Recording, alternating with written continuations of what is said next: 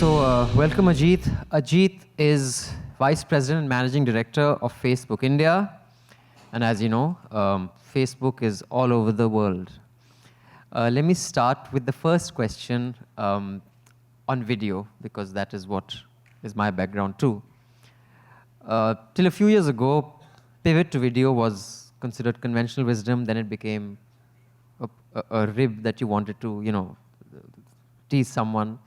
Then it became fast, because everyone was pivoting to video. But if you go by consumption patterns, it's still the highest consumed. So, and Facebook, if you see, the algos and whatever is recommended, video is up there. From your experience, what has been the experience with video? And since it is consumed so much, why is the whole pivot to video thing considered such a joke now for other industries? Yeah, I think, thank you for having me. It's good to be here. Two things. I think if you look at what happened in the last 3 years or so in India, and in many ways, the explosion of video on the mobile is really an Indian phenomenon. It hasn't really happened at this scale in many other markets. And it was really driven by a couple of things. One, as a whole bunch of new users came online, video was a very easily accessible medium for a lot of people to embrace and engage with. There wasn't a lot of friction in the experience of watching video. And second, I think with some of the amazing work that happened first with Reliance and the other telecom operators, the one big constraint to video consumption online and in the India context on the mobile was the cost of data. And as the cost of data dramatically came down, I think 4 or 5 years ago, it used to be something like $10 to stream an hour of video. And today it's something almost close to zero. The biggest barrier to consuming video went away. And therefore, I think what we are now seeing happen is really all of the pent-up demand that was there, the huge appetite for video that was there, that was only showing up on broadcast television 4 or 5 years ago, is now all showing up on the mobile screen. So I'm not sure, Abhinandan, whether I think your point is it's become so ubiquitous in such a short period of time, it's almost become a cliche. But when you step back and think about it, it is fairly dramatic, and I can't think of a transformation of this scale where it went from almost nothing to everyone is watching video on the mobile in such a short period of time. And that's all happened in India in just the last 3 years. So I think it is quite remarkable. And I think it also sets the context for what next. Clearly, there is appetite for video. Clearly, there is tremendous sense of comfort with watching video on mobile. I think it really asks the question, what does it mean for where can we take this? Is there a direction where the entertainment part of it, at least in a broadcast sort of way, has been established? I can think of lots of different ways in which the experience can evolve. But I don't think we have even scratched the surface of what does it mean to use video to expand access to learning or access to services of all kind, including government services. So I think that foundational context has been set, but it does feel like we have barely scratched the surface in terms of what is really the potential of video in a market like India, where everyone is on mobile, it's fairly cheap, and it's easily accessible. I'll come to how we can benefit from that as news organizations a little later. But since Facebook, I'm guessing, is, if not the largest, one of the largest single platforms where people view video, so you have the viewing habits of people from across the world. Is there a difference in how people or how much they tend to consume or how they interact with entertainment, news, sport, and general, rants, video blog rants? I mean, do you see that this is where it all goes and the others is not really consumed so much in video. By video blog brands, you mean free expression, right? Yeah. I think all of it is coming alive. I think if I look at entertainment, news, and sports, all three have exploded. And for me, one of the big things that really changed, and I think India drove a lot of the change, was there was an assumption, if you circle back to 5 years ago, even 3 years ago, that people would not watch live sports on a mobile screen. And I think, Abhinandan, I suspect, and I don't want to allude to your age, Abhinandan, but I know you did share with me before we came on stage that you were one of those who was skeptical that live sports would not be watched on a large television screen. I was just telling Ajit that me and my nephew used to sit and have dinner while watching La Liga. And last year, suddenly there was no La Liga. He says, where's La Liga? I said, it's gone on Facebook and we can't watch it on anymore. So I was just wondering, do people watch sport with that small ball and a small Messi hopping around? And Hotstar has IPL. So yeah, that's the context. Now it's moving. Like the IPL rights or La Liga rights are not just Star Sports, CSP, and Facebook is also in that game. So yeah, and I think you were alluding to Hotstar. I think what I discovered when I was there is in India and increasingly around the world, people, including, it wasn't just younger audiences, people in general did not sort of think of it as this is a small screen. I think the mobile has become so a part of your daily habit. It is always with you. We didn't see any friction in terms of whether it was entertainment or news or live sports, which always, for the sports fan, I think there was a stereotype that they will only want to watch it on a large screen. We didn't see that friction. I think the minute it was made available on the mobile, and the experience of it was good, where it wasn't buffering, you could easily access it, it was affordable, the numbers exploded. I think what's interesting for me, especially sitting here at Facebook, is that first use case has been proven that if you make content available, whether that's entertainment or news or sports on a mobile, the demand is there. And people will consume it, they will engage with it.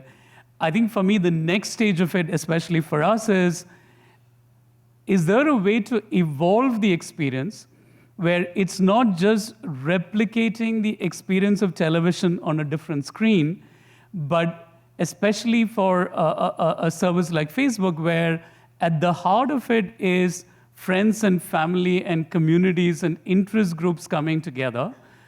How do you bring the power of that community to the experience of watching and following video? And therefore, a lot of the products that Facebook has already launched, but even more interestingly, a lot of the experiments that are going on now, and India's at the heart of it, a lot of the product effort is, how do we really think through the future of what we call social video? But it's nothing more than how can we reinvent, knowing that the power of experiencing any kind of content is amplified dramatically when you're watching it with people who share your interest. In your case, it could be your nephew who is as passionate about following Barcelona as you may be. Or it could even be in the news context, that it is that you're passionate about a topic, but you may well have very differing points of view and you want to have that debate. I think that's the next frontier for us, that it's not just about making video available on a mobile. It is, can we really reinvent the experience of watching that video and allow communities and interest groups and friends and family to come together and share in that experience and essentially create a social video experience that is new and dramatic and even more transformational than I think the world has seen so far. Okay, speaking of, putting a platform where people can experience something together, and it's this joint town square kind of experience, you also have 3 platforms. There's Facebook, there's Instagram, and there's WhatsApp. Are all 3 strategically and as far as they engage with the audience running parallelly, or is there some sort of a strategy that transfers this experience to that? Because I'm the Facebook generation. I guess, my nephews, nieces will be the Instagram generation. I think WhatsApp, the way people use, is a little different from how they use the other two. So is there any way that these two connect, just like you figure that people will connect when they watch it on the platform? It's an interesting one, and I think, Abhinandan, in your quest, there were 2 or 3 different questions there. One in terms of, how do we look at it as a portfolio? What are consumer experiences, and then how does video show up differently on all 3? I think if I step back, the one big observation is people around the world, and including in India, are engaging with all 3. I think there is sometimes a stereotype sort of that Facebook is for older people like you, and Instagram is for younger people like me. I don't think that's true. I think what we are seeing is that people are showing up on Facebook and Instagram and WhatsApp. Young people are showing up on the Facebook app in big numbers, and it's growing, and they're engaging. But we do see some differences. Facebook is oriented towards engaging with friends and family at its core. In Instagram, we see that there's a lot more orientation towards followership of interests and celebrities, and if you're passionate about travel or fashion or food, it's skewed a lot more in that direction than friends and family. And I think WhatsApp is fundamentally different from both the Facebook app and Instagram because it is a private space. I think both Facebook and Instagram are more, both have Messenger and Direct, but both the services provide you a public forum. There's a lot of fluidity of public content. But WhatsApp, of course, is really a private space for users. And as you know, I think in India, WhatsApp is pervasive. Everyone uses WhatsApp. And even when we think about video, I think that those differences obviously do show up, where there's a lot of engagement on video on Facebook, the app, around communities. On Instagram, it is skewed towards interest groups. And of course, WhatsApp, because it's private and encrypted, we don't really see what kind of content is shared, but video obviously is a sharing of videos is obviously a big use case for WhatsApp as well. Okay, now you have experimented with, I guess in different parts of the world, I don't know how different it is, but in India you have had collaborations and associations with news platforms, and how news platforms can use Facebook to optimize the experience. And now you've just got into allowing subscriptions on Facebook. In fact, News Laundry is at a testing stage on that. Business Standard is already doing it. How have those experiences been with news platforms and your associations, partnerships with them? And what are you thinking of doing in the future where news and news platforms can somehow benefit from it, both from a user experience point of view and also from a sustainability point of view? Because so far, at least, you don't allow much commerce within the Facebook ecosystem. What are the reasons for that, and where is that going? A couple of things on this. I think one, the starting point, and for a lot of people in this audience who we have worked with, partnered with closely, I think you know this, we care about news fairly deeply because the communities on Facebook care about news.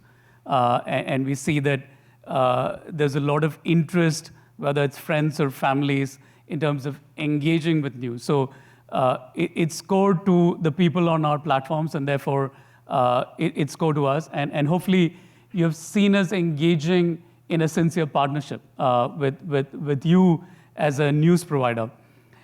If I look at the past, I do think there are times when we have overpromised to news organizations and not delivered as much as we have promised.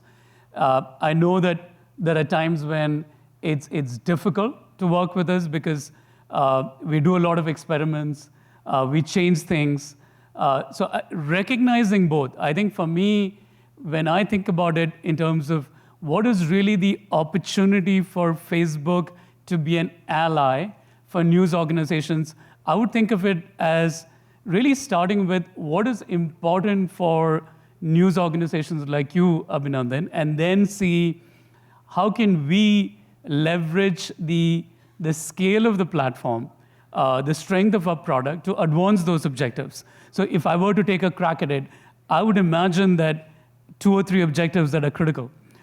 One, most news organizations have clearly an objective in terms of growing monetization.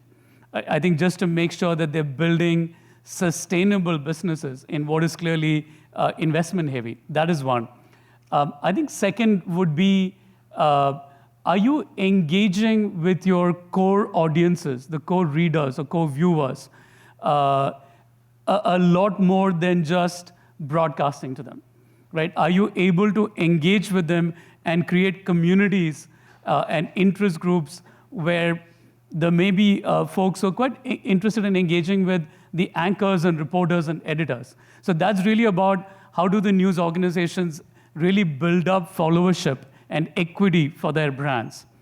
And I think the third thing would be, I would imagine, where can we partner with you as you're exploring fundamentally new opportunities in the Indian context.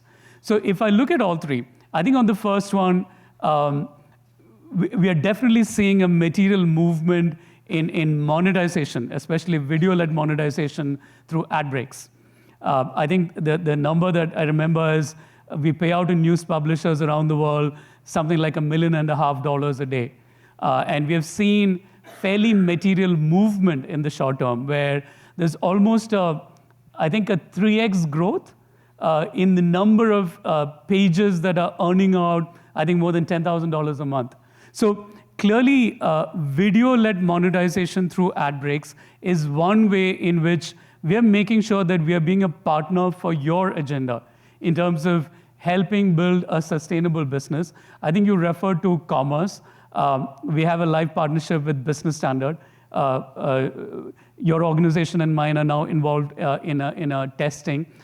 That's another place where clearly I think everyone recognizes that a healthy news business has a subscription as a strong element of it. And therefore, we have figured out mechanisms on the product using instant articles to push subscription. I think part of your question was, can we take it even a step further Next, yeah. and even have closure of those payment transactions on one of our apps? And that's an interesting question, and we are experimenting with that with Instagram and clearly more relevant for fashion and related retail commerce in the US. Actually make a purchase on Instagram. Where you can make a purchase on Instagram and close the transaction through native pay and checkout. So I think as we learn more from that experiment of Instagram in the US, where we see there are opportunities to replicate that model to be an ally for subscription businesses in general and news organizations in particular, we could be open to it.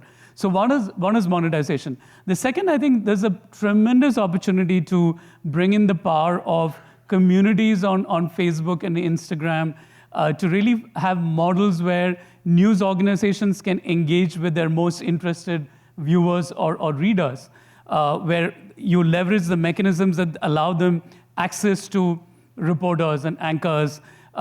We already know multiple experiments that have been done around the world. Washington Post has done that with Instagram, if I remember, in terms of engaging with the different kind of audience that they thought was available on Instagram.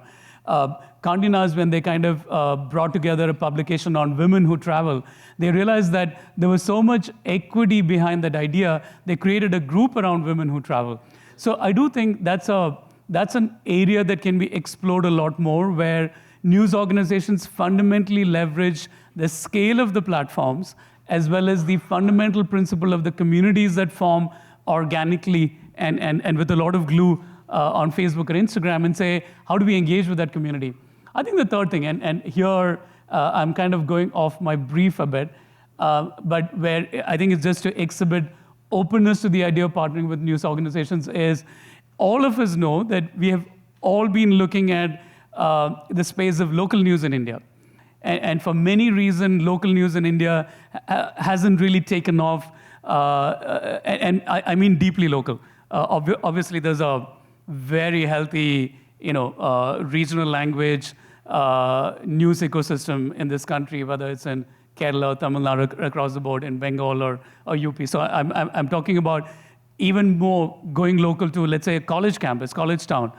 I would be curious to see, are there ways in which we as a company and news organizations like yours can partner to see, can we leverage all of the scale of the platform, the tools that are available, the fact that people are already there, to kind of give a big boost to local news and be an ally for news organizations. So for me, I would look at the partnership as covering all three. It's monetization, it's the ability to leverage communities, and I think it's being an ally for news organizations in India as you explore new models that are both at the frontier and may not have had sustainable equations in the past.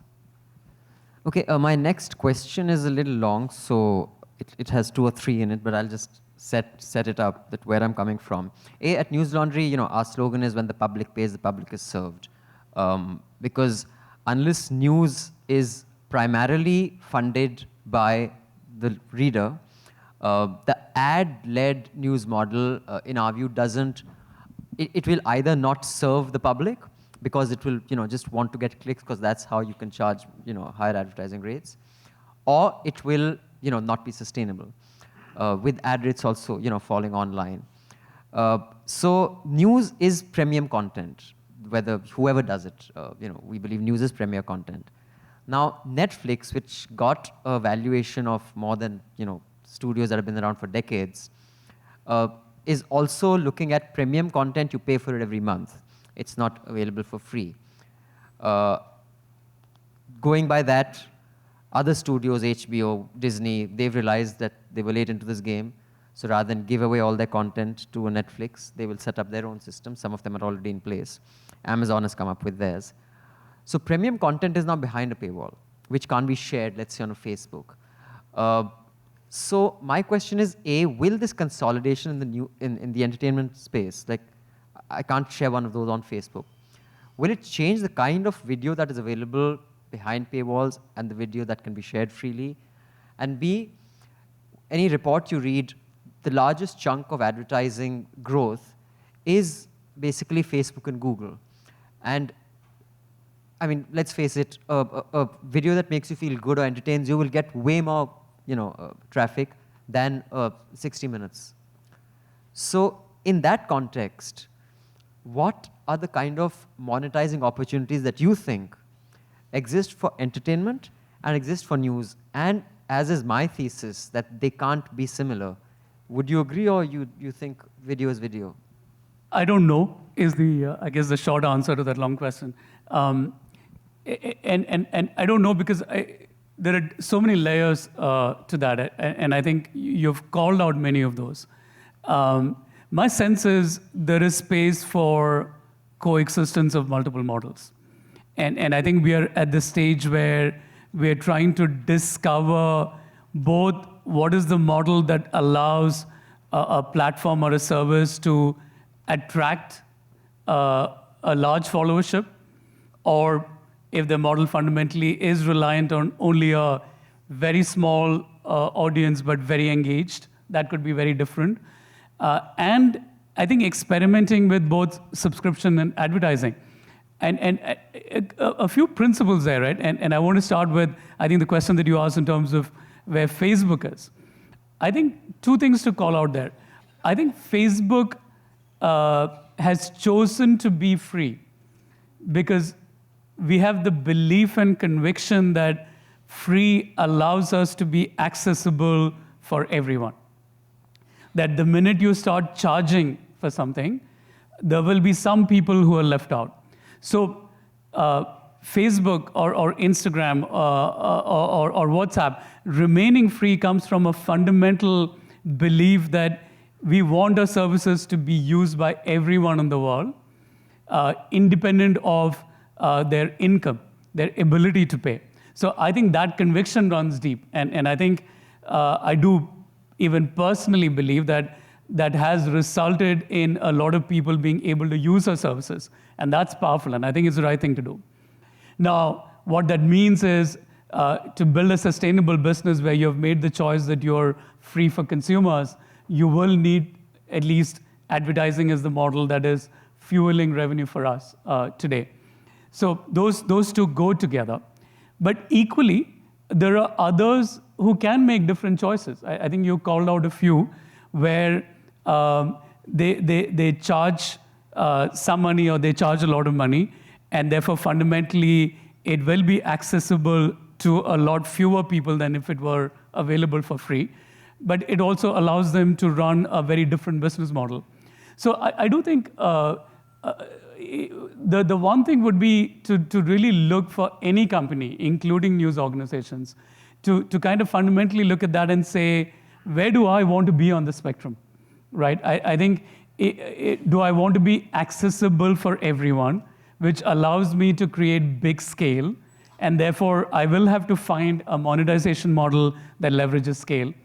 Or do I believe that with the kind of, whether it's news or entertainment or sports, with the kind of content that I'm creating, there are enough people who will have followership of that, who will also pay a certain amount, and that model is more attractive for me. I'm not sure whether there is one answer for every company. I think it probably does start with what's your philosophy and what's the kind of followership model that you want, and therefore the monetization model.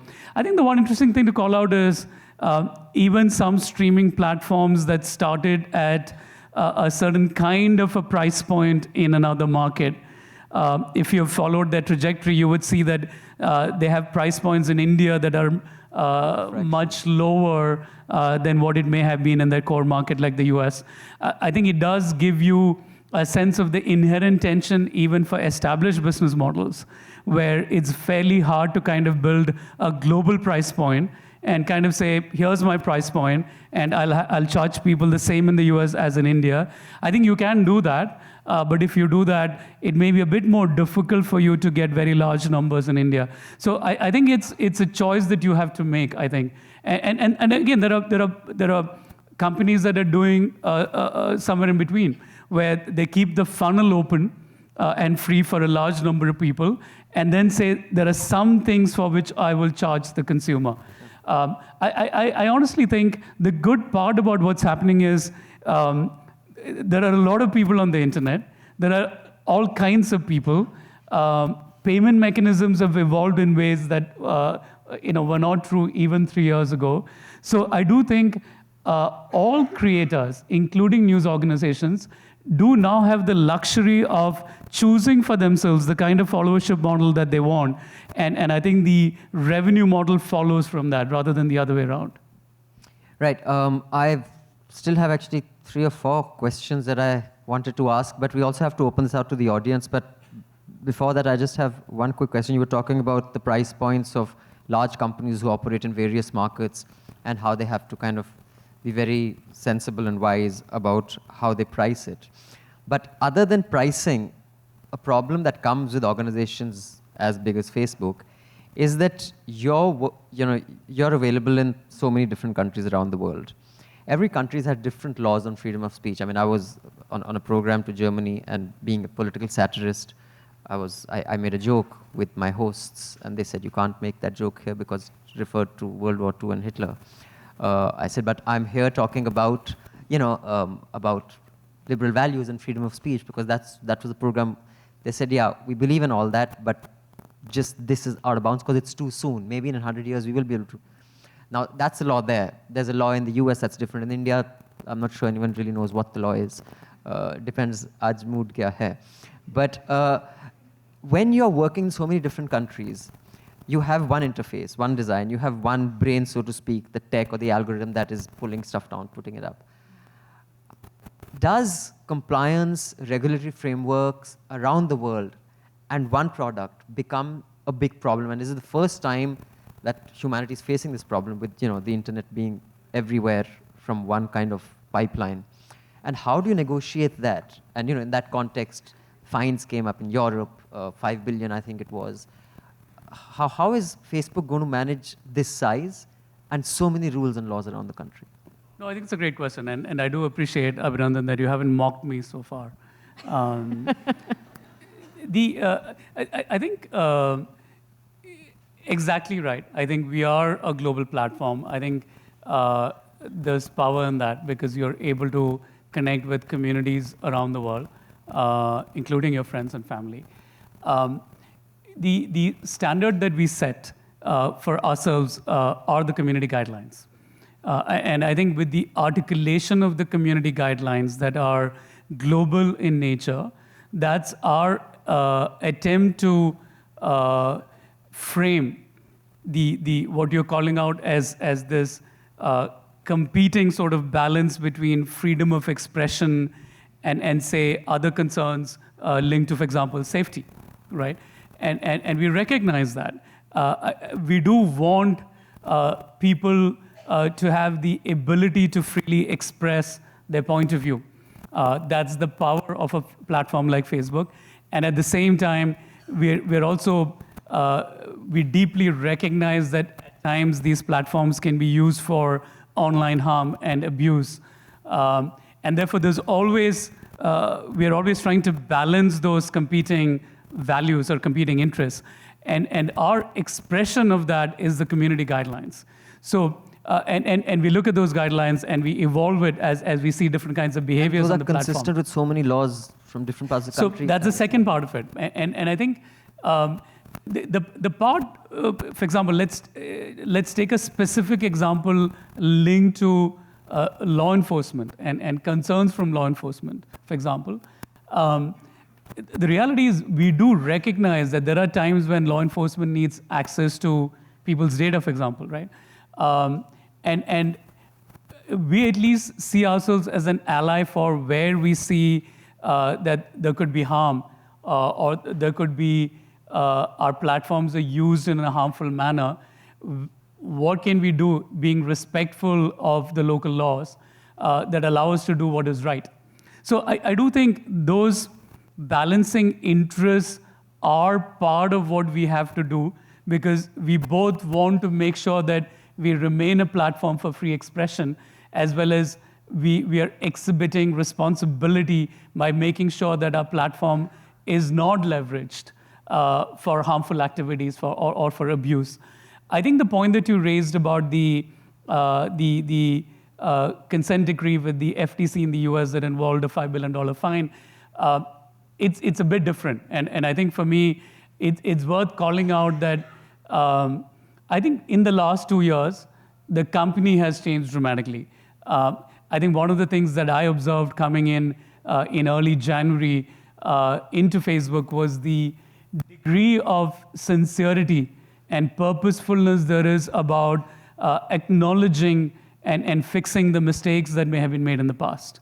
And for me, there is no confusion at all in the company that privacy is a very, very important mission for us. And I think that Facebook as a company is not the same today as we were 2 years ago. And what fundamentally has changed is the emphasis on privacy. And in many ways, through the FTC agreement, I think where we have committed to doing things that have gone even beyond what is there in the US law, I think it's just a signal of the deep commitment that we are going to take this seriously, fundamentally change it, and really set the standards for the internet in terms of what can be done to protect people's privacy. Okay, we'll take a few questions, and I hope I can sneak my audio question in because it's left behind. Sorry. Okay, let's start with the young lady here, and then we'll move back after that. We have any on that side? Yeah. Go. And I have a request. Just keep your questions a question and keep it brief so that we can get as many in. Thank you. Yeah. My question is to you, Abhinandan. Ajit promptly said that, it's on you. So he promptly said I think older people should get the first question. The transition from, say, an advertising video on demand to a subscription video on demand lies with the publisher. And so how do you balance it all? You have an organization, you have journalists who you need to pay, but then there are also a lot of people who want to consume your content. Okay. So how do you make that decision? I'll tell you more about this later, but often I don't pay them at all. So, but it's a longer answer. But like I said, I believe that unless people pay for news will not serve the people. So that's my point. So there was one there. Yeah, sorry. I'll just come to you, young man. Sorry. Yeah, go. And just keep it brief, please. Thanks. Was there one here? Yeah, thanks. My question was to Ajit. Ajit, I've been kind of following Facebook for the last few months now. I kind of work with a non-profit, a small non-profit. We've been hearing a lot of updates from the US wherein Facebook might transition away from the feed model that it is doing right now, closer towards closed groups, that Facebook would be just for your friends and family and would not be maybe as easily accessible to the larger public. Is that scenario going to play out here in India, and how do you think it would affect small businesses or non-profits like us? I haven't heard that at all. And let me, let me clarify two parts of it. I think I know what you're alluding to. Two parts. I think there's clarity that where WhatsApp, for example, is a space for private communication, Facebook is the equivalent of a public square. I think the role of the Facebook app, as we see it, is for those public conversations to be enabled, for public content to be enabled. So I think, I suspect how you framed it is not true, and it's not how the company has articulated it. I think the particular point that you raised is there more of a gearing towards, on the feed, more of a gearing towards friends and family? And I think over the last couple of years, I think, and again, I think to the point that I mentioned earlier, we are always doing different experiments to understand what could we do better. And really what we are trying to make sure that it's a platform where friends, family, communities can engage, and we find mechanisms to reduce any kind of online harm or abuse as much as possible. And in that context, we do think where on the feed there are greater opportunities to engage with friends and family, it is what our users have been seeking, and therefore it makes sense to do that. But I think, for you, if you're a non-profit or if you're a small business, we do believe you should absolutely leverage the power of our platform to reach audiences that you're interested in. Use groups. I don't think there's a trade-off between one or the other, right? I think groups are available for you to create communities that are closer to people that you may want to engage with. One of the things that amazes me is the number of small businesses around the world for whom business presence means a Facebook page. So none of that changes. So I think we would want you to leverage the full power of the platform to advance your objectives as a nonprofit. And I'm happy to engage offline on that as well. My question to Ajit is, sorry, it will be a bit long, 30 seconds. Okay, time starts now. Yeah. So you just said the Facebook is no more the same agency, same social platform as it used to be 2 years ago, just probably, I think, because of the Cambridge Analytica thing. Now, the point is, even then the Facebook was able to survive, even after such a big incident.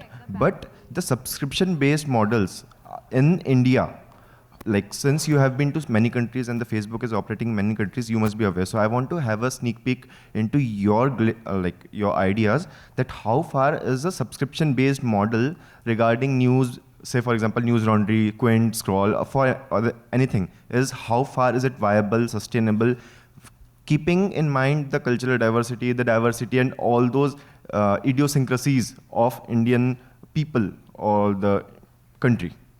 Okay, thank you. So are we going to sink or swim, basically? Yeah, I just want to clarify. Diversity, I accept. Idiosyncrasy, I don't know what you mean. I don't want to embrace that term. I think it's the same point that Abhinandan had asked as well. And for me, it's again two things, right? One, I think the model that you choose, and I'm assuming you're part of a news organization. No, I think the model that you choose as a creator is entirely yours. And I think it really, I can't emphasize it enough. I think the starting point has to be, what is the followership model that you want? and then the revenue model follows, right? I don't think the conversation can start with saying, should I follow an advertising model or a subscription model? I think it is what kind of followership and communities you want to build. Is it large or small? And in that context, what is the right revenue model? But second, yes, absolutely. I think where we can be an ally for helping build subscription models for news organizations that have chosen to go down that path, and we have products that we are now testing with newslaundry, that we launched with Business Standard. We're completely happy to be an ally for that. But it's a model those news organizations are choosing, and I think the role that we see as a partner is to make sure that we are leveraging the power of our platform to make sure that we can help drive subscriptions for that news company. Okay, let's get that one, and just keep it brief. I'll try to come to you, but I really want to get my question in. I have a sort of a political question, and excuse me, Ajit, if I sound a little accusatory. Sorry, a little what? Little accusatory. Yeah. Accusatory, okay. Yeah. No, I love that. Okay. So you are talking about balance and community guidelines. I'm talking in terms of the just recently held elections. So there were instances, and I'm not going to get down to the specifics of those, there were instances when a certain political party had a distinct advantage in terms of the community guidelines. So for example, if I had to post something on my Facebook wall, I was barred from posting for around 30-35 days without specifying any reason, while someone else posting in favor of another party, I'm not naming the party for obvious reasons, posting in favor of another party was not barred. So I want to know, so when you talk about balance, does it tilt towards a political party at times when you see that that political party is in power? Yeah, no, I think it's I don't think that's accusatory. I think it's a fair question. I just think the premise of that question is inaccurate. And what I saw in the efforts that we were doing as a company to make sure that we were absolutely non-partisan and objective through the Indian elections. I think there were two parts to it, right? There was a lot of effort focused on integrity, just making sure that we were doing right by the principles we had established for reducing misinformation. There was work we were doing with the Election Commission of India. And then I think the third overarching principle for us was that there was absolutely no bias or partisanship at all. So I know from the work that we were doing, from the frameworks that we were creating internally, that I think the question that you're asking, were you sort of bending it for a particular political party? Absolutely not. I'm happy to discuss offline the specific example for you, and we should help understand why you saw the bias and why you were not allowed to post. My sense is we can find a rational explanation for it that is not rooted in political bias, and I think we should engage with you and give you an answer. But I feel comfortable, having seen the work, seeing the work, that there was never a lens of do we do something to kind of aid a political party at all? Not at all. Okay, I'm sorry, I had this one question and I may be out of town. Oh, time out. Dear God. Okay, fine. No chance of one. I'm so sorry. It was about audio and podcast, but I'll probably catch you later because I was very keen that, I saw this report of the next 500 million where they'll come from online in India.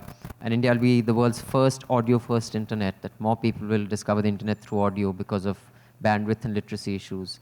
And we are betting heavily on podcasts, and I was wondering, will podcasts be such an important part of your scheme as video is? But thank you, Ajit, a pleasure. Thank you, Abhinandan. Let's give Ajit a big hand. And thank you.